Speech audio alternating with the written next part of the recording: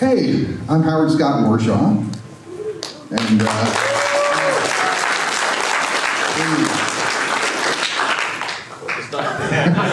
thank you, I really appreciate that. As many of you may know, I was a game engineer at Atari. I made Yard's Revenge, Raiders of the Lost Ark, E.T., and Saboteur. E.T. being the fastest development in history, and Saboteur being the slowest. Because I did 95% of Saboteur, and then Atari kind of died, but it got resurrected 20 years later. So I have a 5-week development and a 20-year development. So I always like having max range, as many of you may know. So, because a distinction's a distinction. Let's see. How many of you have heard of this? Once Upon Atari. How many of you have read the book? Just check it.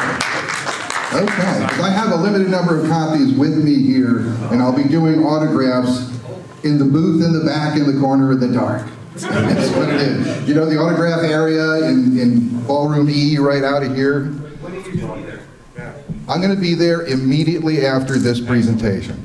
I will be there for an hour or two after that. After that, you have to hunt me down. You can, however, go to onceuponatari.com and order a autographed copy of the book or the DVD. How many of you have heard of the Once Upon Atari DVD? All right, somebody actually brought one. I'll be autographing that one in our bonus round, I suspect. So, yeah, so in the autograph section, there's the initial row, and then there's the row behind against the wall in the back, and then you go all the way to the left. That's where I'll be. I don't have a big banner. That's the crisis of being a developer. I'm not a marketer. Right? So I don't have a banner, I just have me. But, you know, some people think one me is more than enough already. So let's talk about this t-shirt for a moment. It says, just another high-strung prima donna from Atari. How many of you ever heard that phrase before? Yeah. The person who said that was Ray Kazar, the CEO of Atari. And there was one point where he was being talked about, you know, the programmers, you know, wanted more attention or they wanted more resources or things, and Ray wasn't like a programmer kind of guy. Nolan was, but Ray wasn't. The shift from Nolan to Ray was jarring. So there was an interview. There was actually an interview where Ray Kazar was quoted as saying, you know, they're just a bunch of high-strung prima donnas, you know, they're a dime a dozen. You know, we can get them more if we want. And so we had these printed up. Now, I have the original one of these, but it doesn't fit me anymore. I am much more of an engineer than I was back at Atari at this point. So, but I wanted to wear this shirt because it's a great throwback. Because one thing I wanted to talk about today was the search for origins, okay? Because look around, how many of you were here when the Atari was actually coming out? You know, there's some. How many of you were born after the Atari came out? Yeah, and that's the thing, is there's a big shift now. So, you know, when I became a game engineer at Atari, a video game maker, nobody knew what that was. This was just the beginning of that profession. It didn't exist before then. Now there are actually college degrees for video game development. That's an amazing cultural shift. You know, people now grow up and video games are a part of their life. You know, I grew up without video games. I'm one of the last generations to grow up without video games. And that was a very different experience. So for one thing, I was super honored to be part of establishing a new horizon, a new medium. Every once in a while, a new medium comes out. And the big question is, what do we do with it? Oh my God, what do we do with this thing? And it takes a wacky breed of people to do that. And I'm a wacky guy, so I got involved with them. And all these stories, obviously, are covered in the book. But one thing I really want to make clear is that there's a difference between making a game now and making a game then. There's a lot of differences, okay, between making a game now and making a game then, but this whole convention, right, the idea that it's retro gaming, the idea that there's a term, retro gaming, classic video games, right? When video games were starting, There was no retro, there was no classic, there was no such thing as oldies, right? Everything was newies, right?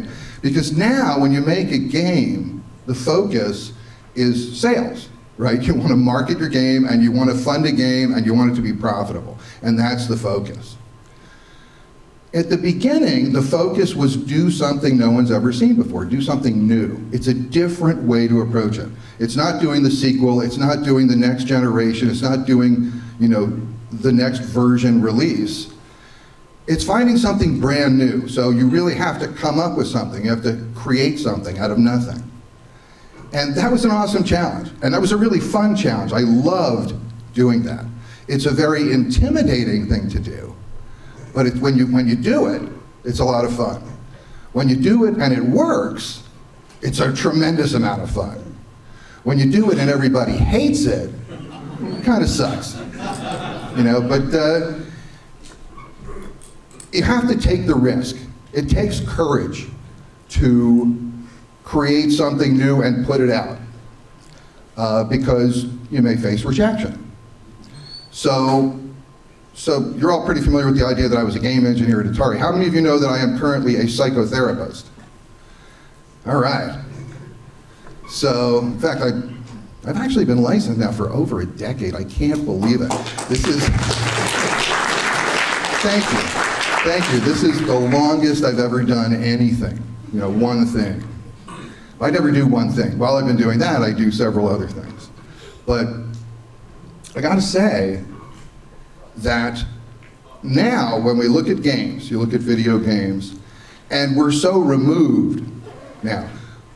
1972, when Atari was started, that's over 50 years ago. That's a long time. That's enough time for people who weren't born when Atari was started to be grandparents. Right? So that's 2 generations down the road. But now, there is room for history. There is a time before what we do now. And where did what we do now come from? And I think that's a profound theme in a lot of things. I call it, the search for origins. But whenever there's an activity that we're really excited about, we eventually get to the point where we think, well, what did people do before this? Well, they had a different version of this. They had a different version of this. They had a different version of this. And eventually, there was this, and then there was nothing. And we always want to know where something came from. And the idea that there's all this interest is really cool. I just want to say it's really cool. So first I want to say thank you. I want to say thank you to all for being interested in something because it gives me the illusion that something I did many, many years ago is still relevant. And I'd like, well, thank you. But sincerely, I really do appreciate it. Because one thing, if I've learned anything as a therapist, is that some delusions are definitely worth hanging on to. So I very much appreciate the ride. I also want to say that this will be a very interactive presentation if you want it to be. So I have a few things to say. Yeah, I always have a lot of stuff to say, that's true. But anytime, if you have a question, if we want to just turn this into a Q&A, I'm totally cool with that. So if there's anything you found out about me, if there's something you saw about me online, if you have just a question about what it was like back in the day, or what it's like now, go ahead and ask. So, first of all, are there any questions? Yeah. How do you play Saboteur? How do you play Saboteur? The most important part of playing Saboteur is acquiring Saboteur. So first you got to do that, but it's on the flashback system, that's true. I had 2 games on the flashback, only one of which I actually released at Atari. How do you play it? It's a series of screens. So I did Yar's Revenge, and when I did Yar's, I had a lot of goals when I did Yar's Revenge. But one thing I wanted to do was I wanted to make an action game that I would really enjoy playing. And then I was going to do another action game, and then I got called in to do Raiders. And that took a while. And then I wanted to do another action game, and then I got called in to do E.T. Well, that didn't delay me long. And then I decided I really want to do another action game, and it took me a while, partially because I wanted to do a multi-screen scenario action game, not one that's just a postage stamp of like many, many screens. You can do a multi-screen game that way. When I do a multi-screen game, I want each screen to be at least a somewhat fresh and new experience and a different challenge in play. And I always want to introduce new mechanics. That's one of my principles when I do a game is I want to break new ground. That's what it was all about at Atari. You wanted to do something brand new, something no one had ever seen before. So it was important to be groundbreaking, which made the whole E.T. fiasco kind of ironic, right? Because E.T. did eventually break ground in Alamogordo, New Mexico. Not in a way I'd ever anticipated. But, so Saboteur was a game that I had really, it took me a long time to come around to something I felt satisfied with, something I felt okay about. And it did incorporate a number of new mechanics and a number of new gameplays. In terms of technical tricks, there was some things I borrowed from Raiders, and some things I borrowed. There were some techniques I developed along the way that I inherited, and but it was just sort of making up new kinds of gameplay. But you know, the way you play Saboteur is on the first screen. What you're doing is you're trying to keep a rocket from being built, and so you have what I call target discrimination challenge. Because there's things all over the screen, and some things you want to kill and some things you want to preserve, right? Which I always think is a great mix of challenge. So it's not just kill everything. You have to be discriminating. You have to see, you have to know what you're doing. But the game overwhelms you. You can't really stop that rocket indefinitely. Otherwise you never get to the next screen. So eventually the rocket goes, and now you have another screen with a very different kind of dynamic, and the goal is to wipe out all the stuff on the bottom of the screen by using a plasma thing that you use, that you shoot at this. There's a floating monster and there's you around the screen. And when you fire like a plasma bolt at the floating thing, because I really elaborated the story in this game, obviously. And it drips down. Once you hit that, it drips down. The reason I did that is because I had a cool technique for the plasma blast, and I had another cool technique for something drizzling down that really held its place. So, you know, like a snake would move down the screen. I used that in Raiders. I used a variant of that technique to do this little, you know, thing coming down. And the idea is you have to, it's sort of an upside down centipede, where you've got to knock out all the bars in that row. And then you go to another screen where now you have the avoidance thing, where you're in a large object and there's, I believe, you know, beads flying around, and you just have to avoid them. You know, and then if you get through all that, you get rewarded by going back to the first screen and start all over again, because, you know, that's what games did then. So, does that answer your question? A little bit, yeah. I got to the third screen. I was like, what the heck do you do here? And, Yeah. Because what it has, you know, it's got all the psychological factors. It has a world of confusion where I don't know who to kill, but I gotta kill somebody, right? Then you go to the next stage where I'm kind of controlling my anger and focusing it, but there's still something I want to get rid of. And then you get to the next stage, which is avoidance. You know, so... So at what points do you get to acceptance? When you play E.T., that's when you get to acceptance. No, games that end was a whole nother thing back then. Yes? I'm just curious, why are there so many hits in E.T. when the phone is only in like a couple of them? That's a great question. Can you read? Here, you should read this. But I'm going to save you some time, because that really is a good question. I have a whole chapter in the book. You know, people go, what were you thinking when you made E.T.? What were you thinking? I explain everything in it, and at the end it says, that's what I was thinking. So here's the reason, okay, because the design, how many of you want to hear how my thinking for designing E.T.? Please. I don't want to bore anybody. So here it is. Do you know how much time I had to do E.T.? Do you know that part of the story? Well, 5. I mean, a couple of weeks, that would have been tough. So I had 5 weeks. Games usually take 6 months. I had 5 weeks. So what you do is you design something you can do in 5 weeks. And when I thought of all the kinds of games there are, what I decided ultimately, without a much more elaborate explanation, is I decided to do what's called a treasure hunt game. Okay? In a treasure hunt game, there's something you're looking for, and there's places where you can hide it, right? And if it's fun to go looking, then you don't mind doing that over and over and over again. There's some games like tic-tac-toe or crossword puzzles or Tetris, Sudoku. There are certain games that are done games, but they're fun to play over and over and over again. So if you don't have much time, you need to do a simple game that's replayable. So that's the thinking. So it becomes what you call an M by N problem. Okay, you know what I mean by an M by N problem? I wouldn't think so. I kind of half made that up. But, so, what I mean is if you have M as a number, right? M is like a variable number and N is another variable number. So M is the number of things you have to find. And N is the number of places you have to hide it. Okay?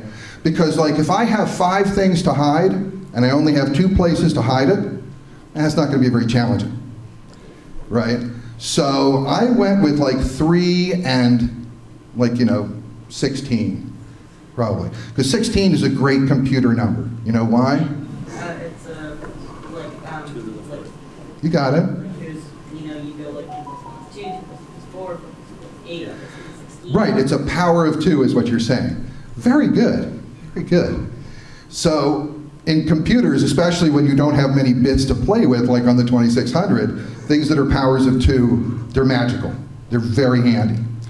So there were 16 pits that I spread around because that only requires 2 bytes to keep track of, with 1 bit for each one that tells me, is there a puzzle piece in there?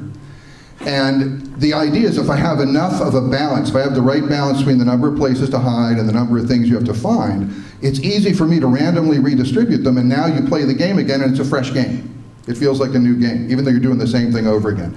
So that's why there's so many pits. As to why the game was, people considered the game the pits, that's a whole nother question. But does that answer your question? Yeah. Does that make sense? Yeah. Good, because making sense is something that happens to me occasionally. You caught me on a good one. Yeah. So in the Saboteur game, you talked about 2 effects that you had invented. Can you talk about the CRT aspects of the scan lines and how the colors between the different scan lines would cause the effects? That's a very advanced question and a good one. Yar's Revenge is like probably the best example of that. And the reason this comes up, I got to tell you, the first time I looked at Yar's Revenge on a flat screen TV, I thought, holy crap, this looks horrible. Yeah. It was not, because if you see it on a CRT, if you see it on the kind of TVs that it was originally made for, it really glows and it pops. And that's because the electron gun, because flat screens don't have an electron gun. They have, coordinates and, grids, and they can set color values on a pixel by pixel basis. But the electron gun actually had to hit phosphor and create a glow. And when you keep shifting the glow, certain colors next to each other, they either vibrate or they glow or they mute each other. It does interesting things. So I had discovered this technique, and the main reason I discovered it is because I'm cheap, right? Because the technique I used to create the ion zone in Yar's Revenge is just a very cheap programming trick. Oh God. Programming trick. And so, because what you want to do is you want to save time. You don't have much time. It's a very time critical thing. You've got to time everything out to the microsecond. And so anytime you don't have to do an additional grab of something from memory, that saves you 3 cycles right there, if memory serves. So the idea of it was I need a random piece of data, and I'm going to throw it in the graphics register, which sets the different bits, and I took the same data and threw it in the color register, which randomly sets the color. Then all you need is, but a random number generator, that takes a lot of cycles too. That's a lot of time. And I thought, I don't have that time.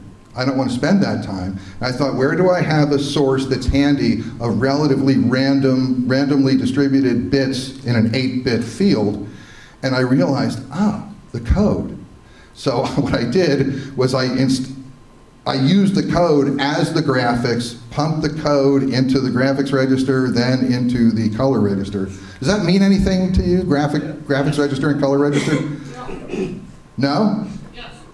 Yes. Was that a yes or a no? We'll explain it. Yes, that's great. If you say yes or no, that's still a meaningless question I ask. I got to get better at questions.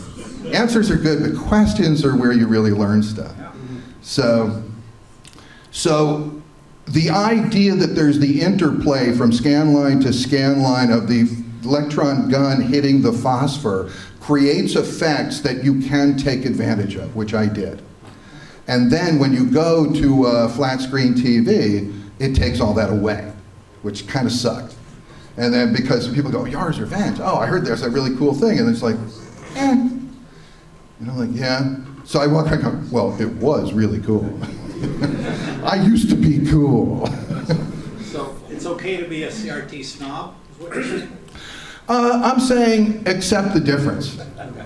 Understand the difference and appreciate the fact that you got to see both versions, right? Because a lot of people haven't. So, because I'm all about acceptance. I accept the fact that some things are unacceptable. So, in fact, that's the whole grief thing. Grief is an interesting thing. The challenge of grief is making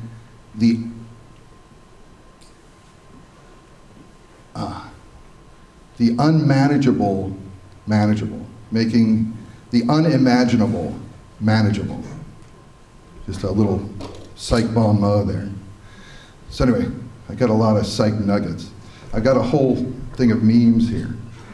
So, you want to see some psych memes? Yeah. This is interesting. I'll show you. I think this is actually some fun stuff. You mind if we get off of video games for a moment? Yeah, sure. Go for it. Let's see. Ooh, Yar's sequel. That's an interesting folder.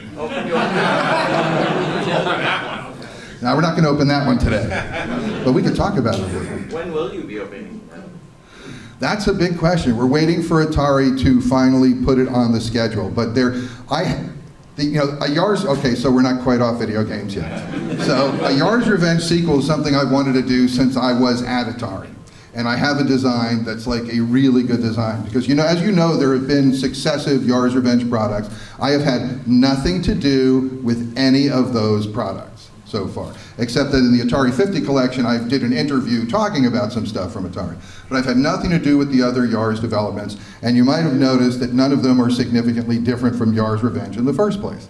They're nice elaborations. The graphics, Digital Eclipse did a great job, with elaborating the graphics and stuff, but nobody's really innovated the gameplay. And I have a design, not only a design for a different game, but it's what I would call a Yar's style game. And in my mind, a Yar's style game is a game that is sensory overload. It's a frenetic experience. And that's what it has to be Yar's Revenge. It has to be overwhelming in all the senses, audio, video, NEO. So, and I have this design, and so I've elaborated it. I'm working with some developers and waiting for Atari to give us a schedule slot.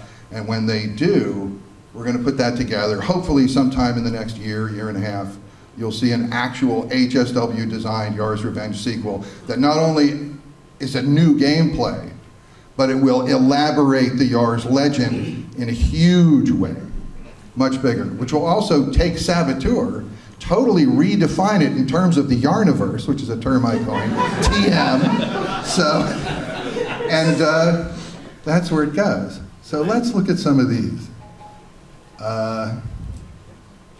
Here's one of my personal favorites. Where's the box guy? Here we go. Love this guy. Does that make sense?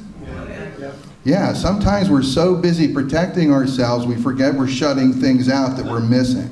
And it creates a deficit when we think we're helping ourselves. That's unfortunate. This one's too long. I need to reword this. It's cool. Therapy is about the breaks, turning breakdowns into breakthroughs. Another way to look at this sometimes is when we're heading for a breakthrough, we have a breakdown. That would happen in video games all the time. I've got this cool technique, I'm trying to program it out, I'm running into, I'm almost there, oh, damn, I can't do it. I can't do it, and you get depressed because the thing you wanted to do that was going to be so cool can't happen. That's an example of a breakthrough turning into a breakdown. But you also have sometimes when things are at their worst, at their darkest before the dawn, that's when a breakdown turns into a breakthrough. And there's a reason for that. It's kind of interesting to me. The reason a lot of times when we're really broken down, that's when we get the new idea, the new way to go, or a new revelation or insight. It's because we think we're trying to solve a problem, and what we're doing is we're focusing on so much on a specific solution, we're not open to general solutions. And when we can't do that anymore, when we finally give up, not on solving a problem, but give up on a specific solution, that's when we open our brains, and then suddenly we're open to receiving any kind of input, and then we find the stuff that works. And the idea that we get so selective as opposed to being more open-minded is an interesting topic in the human brain. It comes up a lot. So, just want to put that out there. Is that interesting? Yeah. Okay. So I'll sit there, I work on computers during the day, and I can't get something, but I can't get up from the chair until I figure it out. And then eventually I fail. I'm like, no, I have to eat or use the restroom or something. I have Right, so it turns out you could get out of the chair. Yes. So I get out of the chair and I come back into problem solving stuff. Right.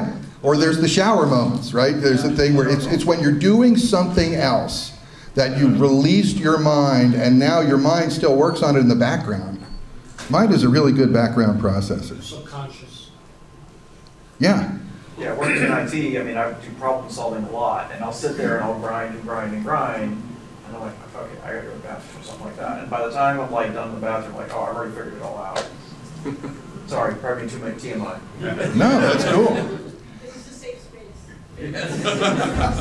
You ready for a heavy one? This one I think is very important, but it's brutal. But I really like the image. So that's a good one. We don't spend too much time on that. Now, here's one that I talk a lot about with people. This is actually Abraham Lincoln. I don't like that man. I must get to know him better. What does that mean? Here's what that means, or at least here's my take on what that means. You know, sometimes you meet people and you have an instant reaction to them, right? You like them, you don't like them, but you have a really strong reaction to them right away. So in your head, you think, boy, there's something really right with that person, or boy, there's something really wrong with that person, right? But you know it. You know it's about them. But you've never met this person before, right? You don't know them. You don't know anything about them. You have just encountered them. This reaction is not about them. This reaction is about you. And so when you find someone you don't like instantly, not someone you talk to, you chat with for a while, and you think, holy crap, I got to get away from this person. You know, that's valid. You don't have to spend time with people who irritate the crap out of you. But when you have an instant reaction to someone like that, stick with it for a bit. But instead of looking at them and blaming them for what's going on, try to look inside yourself, because what's happening is there's something about this person that's activating something in you. And whatever that is, if you stick with it and you figure that out and you start to understand that better, you will grow. You will do better. Your life will absolutely improve. That's one of the core things in therapy, right? That's a genuine insight. And whenever we get activated, we always have a choice, right? We can say, this is horrible. I don't want this. I don't like this, and get away from it, in which case you're going to try and stay exactly where you are. Or you go, something's going on here. I would like to figure it out. I'd like to know what it is. If you take that journey, that's a path to growth. And every time you grow, the world gets bigger for you and the possibilities increase. There's a lot more you can do. So, yes? So on a psychological note, talk about this in the book, talk about it in the Target documentary. The moment they pulled the games up out of the landfill. In the book you said, what was it, redemption? I think was the only word you could find to It was expand on how that felt. Going from being, the worst game ever to suddenly you're like Okay. This legend's coming true and you're being celebrated. How many of you are familiar with the movie Atari Game Over? Okay, cool. So if you've seen that movie, you have seen me get emotional. And every time I watch that movie, and you know, thank you very much for this. I still get emotional about it because it was an intense experience for me. It was an experience of validation. And so I'm going to tell you, but I may get a little emotional. Fortunately, I have a video to show you, so I can recover. When the games came out of the ground, a lot of people expected me to be upset, to be unhappy, because like, here's the proof they buried your game. I didn't care if they buried the game or not. I mean, it didn't really matter. But what mattered to me was that the idea that something was going on with the game had generated all this interest. There was hundreds of people. I went to a dump, a garbage dump, and there was a line of people waiting to get into a garbage dump, hundreds and hundreds of yards long. What's the last time you saw people lined up waiting to get into a dump?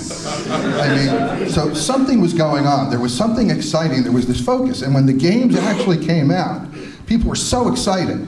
They were so excited. And there was news organizations from all over the world, and there was, politicians, but mostly there was game fans. And so here's the thing.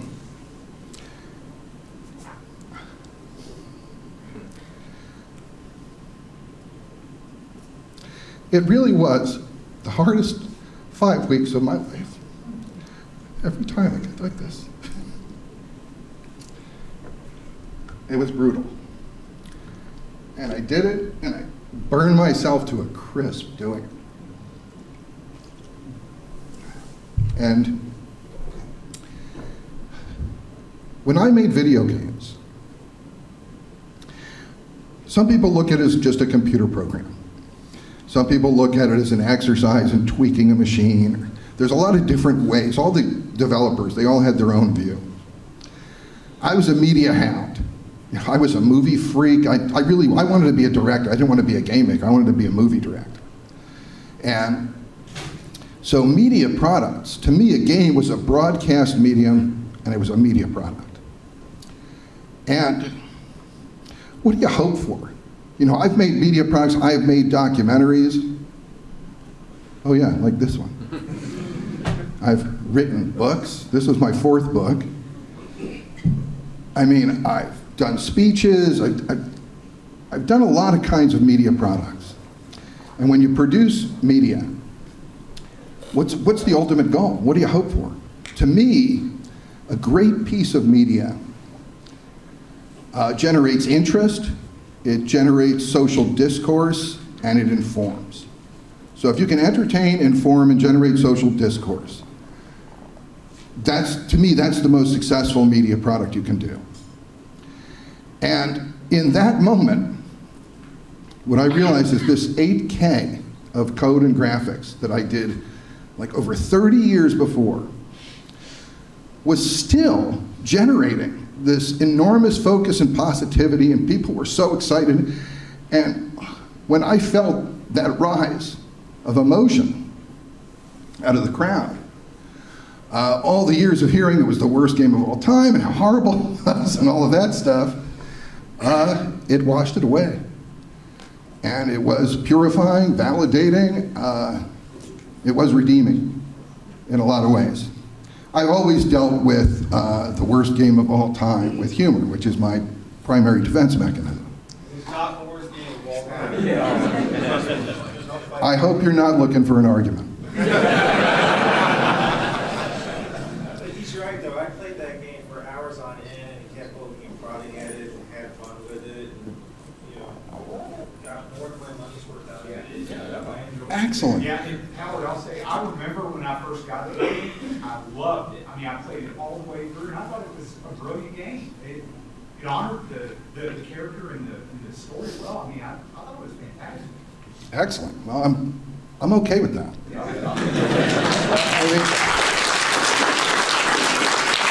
Thank you. Sincerely, thank you. And it meant a lot to me to see that happen. And, this old thing that I had done so long ago was still alive and still creating fun and focus and entertainment. Super meaningful to me. And then the movie Atari Game Over, I had another emotional moment. The only emotions I had at the end of E.T. was like anger and burnout, right? That's what I felt at the end of E.T., because I am not an angry guy. But I was snapping at people, which is something I never do. I wasn't telling jokes, which is something I almost never do. And I was just burnt out at the end of that. But to have it survive, and I agree with you, it's not the worst game of all time. But as many of you may know, I do prefer when it gets identified as the worst game of all time. I hold on to that. Because, Yars' Revenge is frequently cited as one of the best games of all time. So as long as E.T. is the worst, I got the greatest range of any designer in history. So that's important. Yeah, first of all, I want to say that was a horrible question. Thank you for asking. I don't know if you read, guys, Nathan McCartney, I sent you that song and video last year. Yeah. That was awesome, too. Thank you. I've read the book since then, and yeah, it's that chapter in particular. I'll spare you my life story. Don't need to hear. I'll need to hear. That's okay, but a project in my life. I also appreciate the Be Kind Rewind. I remember that too. Oh yeah, I got this at the last Blockbuster.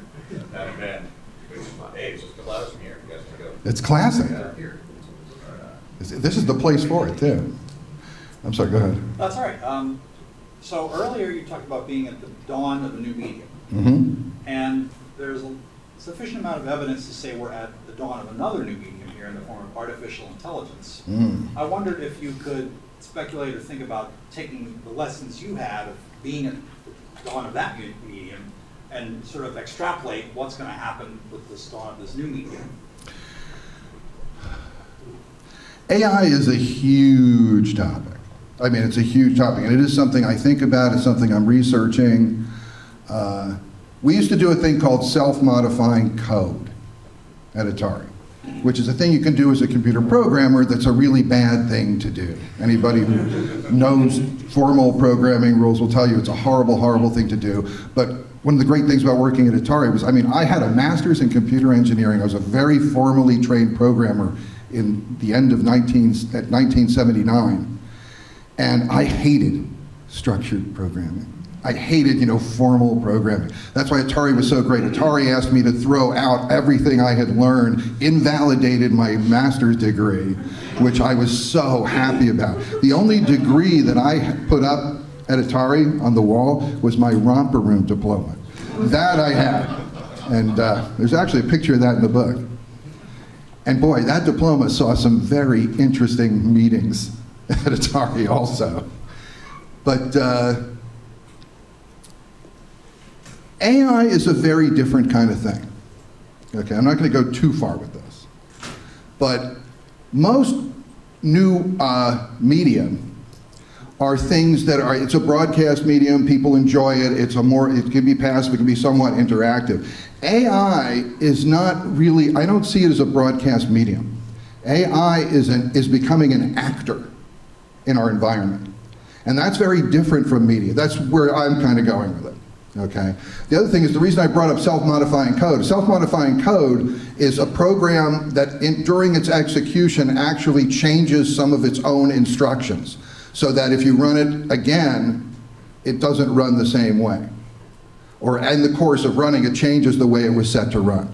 And that's a very limited version. See, the thing is, if you get that idea, when I tell you that what AI is self-modifying algorithms, which is not just changing code, it's changing the intention and the way the program functions and the way the program decides, makes choices, makes decisions.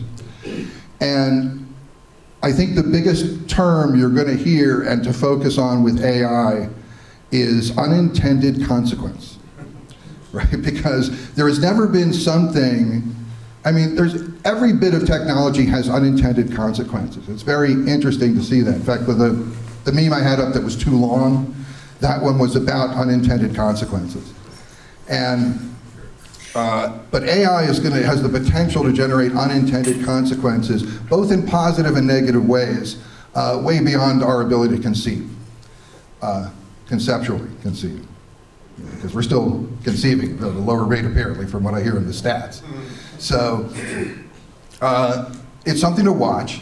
It's not as amazing as sci-fi would have you believe, but it's way more amazing than what a lot of people are really hearing about it. And it's, it's something that's going to change the world in a way.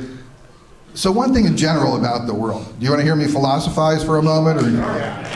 Okay. So one thing that goes on in the world is that as technology advances, and I talk about tech in Once Upon a Atari.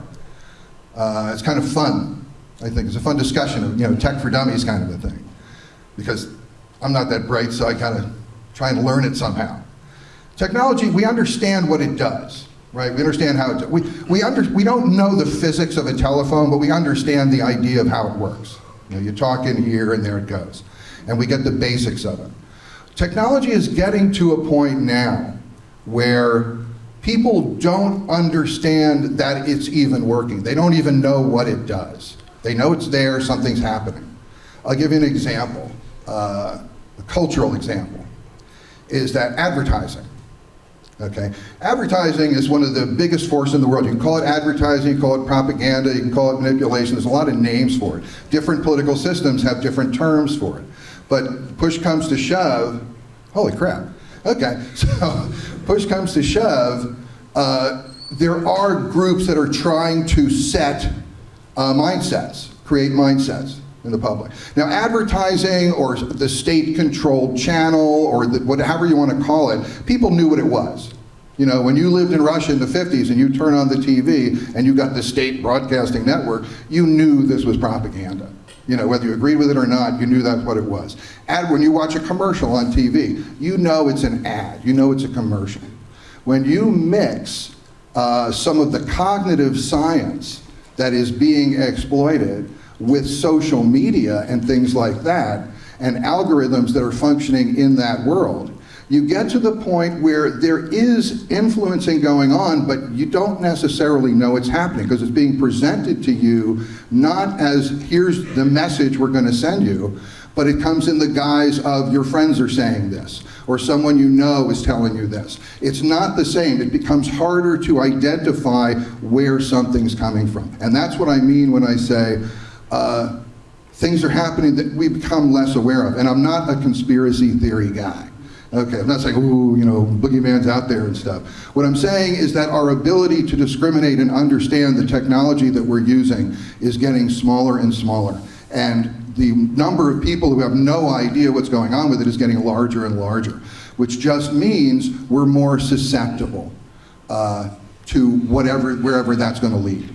And so I think that's where AI is. AI has the chance to solve a lot of our problems, and on the way it's going to create new problems.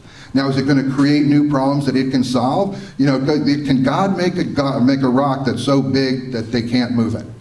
It's the old question. We're going to see that played out in tech. So I'm starting to run short of time, which kind of sucks. Because I'm just having fun here. You guys having fun? Yeah. All right, I'm going to play you one clip from the Once Upon a Atari DVD. Would you like to see a clip from the DVD? So I'm going to give you a choice. Goodbye, Abraham. So, let's see, let's lose the memes. Here we go. So there's like stories and antics, or there's when the money turned up at Atari and what that meant and the impact that had. You want to hear antics and stories, or do you want to hear money? Money, money, money, money. The turkey certificate is an amazing story. No one Bushnell will say tomorrow, so. Well, this will be Rob Fuller. From the Once Upon a Atari DVD. The money was always a sore point because it was obvious that Atari was making billions of dollars. And we want a fair cut. Royalty program or something. And Ray wrote back this letter, which basically dismissed them entirely. including one phrase which specifically said, quote, "You're nothing but a bunch of towel designers, you're a dime a dozen." To which they said, fine, if you can replace us so easily, do so. And there were people who left, you know, the Activision group because specifically about the money. And they walked off and they found venture capital to back them. And in doing so, in order to show the venture capital people how much money was being made, red flags went up all over the industry. Hey, there's a lot of money out here. Previously, Atari had been a privately held company of Warner. So no one really knew just how much money there was to be made, what a gold mine Warner had. So when these guys hit the street looking for venture backing, everyone found out what was really going down. As time went on, it soon became clear that there were rock stars, that there were people of extraordinary talent that deserved to make a whole bunch of money. I decided to leave Atari, and that was after I had finished a product called Missile Command. It had sold very well, it was doing excellently. It felt very much like the real Missile Command. People loved it. I think they sold 2-3 million copies of the thing. I was very proud of it. And Rob was like, boy, I busted my butt for this. I have really done this for this company. I know I'm going to be rewarded for doing this. I finished, I think, in September. It was Christmas, time for our bonus checks to be handed out. And I said, well, here's where I get to see what happens to a good boy. I was a good boy. And they gave him an envelope at Christmas, and he's thinking, wow, what is it? You know, 10, 15,000 would have made me really happy. The product had generated, I think, $30-40 million in sales. A check for $100,000, maybe a new car. He rips it open and I got a certificate for a complimentary Armor Star turkey and a letter from them to start thanking me for the contribution I made to the Atari team. And I sat there dumbfounded. I couldn't believe that I got a turkey for doing this. And I remember thinking, I didn't know a lot about business at the time. I was 23 years old. I remember thinking, how stupid. You know, I'm going to leave because of this. And all they had to do was give me, you know, 10 grand. They give me the keys to a car. I would have sat and given them the 2-3 products. he told me he still has it hung in his office in a plaque. They're probably still redeemable. The value to the company was such that you could easily see that they would have value to another company. And so therefore the auction market concept of what is this person really worth locks in, and you have to respond to it. They let the cat get out of the bag, and some of the geese that could lay the golden eggs had already flown the coop. Atari had to do something fast before they lost the entire farm. People were leaving the company. You had Activision starting up, and then iMagic. Atari did so much to try and keep us. Actually, it is difficult to work out decent models for compensation in technology firms. It's just a tough job. Okay.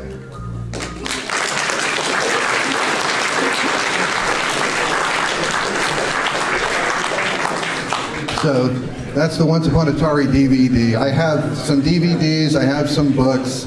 I'll be in the booth in the back, in the corner, in the dark, in the autograph section. Come and see me. I'll sign your stuff. You know, and you can order on onceuponatari.com, but you'll get it less expensively here. I'll tell you that honestly. But thank you so much for your attention. I really appreciate it. Take care. We kind of went in odd directions, but it was spontaneity is very important to me. So thank you. Thank you for watching. Please like and subscribe, and here are a few more videos for you to check out.